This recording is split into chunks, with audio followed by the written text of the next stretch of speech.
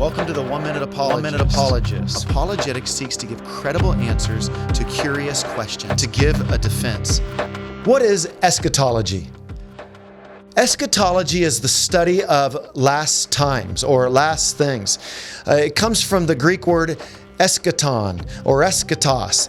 It's the study of the end. It studies how the world is going to get tied up, so to speak. And we learn a lot about eschatology. If you go to the book of Daniel or the book of Revelation, or you dive into 2 Peter, there's different sections of Scripture. 1 Thessalonians chapter 4, we can learn about different pieces or components, the Olivet Discourse in Matthew 24 and 25. There's lots to be learned about the end time. Now, depending upon one, eschatology will determine the way they see the world coming to an end. The one thing that we would all want to agree on is that Jesus is coming again.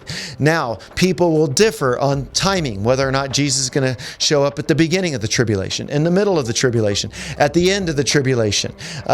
There will be those that will differ on whether or not there's going to be a literal millennium, and that would be the premillennialists, or is it amillennialism, or is it postmillennialism? So it gets really tricky when you get into all of the text. There's a lot of symbolism that's going on. We have to be careful that we're not overly wooden in our interpretations. And I would encourage you, if you've never studied eschatology, to really first do a good job of understanding the alternative views and making sure that you could argue sort of each of the views, and then begin to think about what does the Scripture best say about the return of Christ, or about the millennium, or about the judgment, or about heaven and about hell. And once you study all that, I think you can understand the different views, and it will help you to be more informed versus just reading, say, the Left Behind series and locking in on that one particular view, or someone else's book and dropping into that one view. Be informed. It takes a lot of time.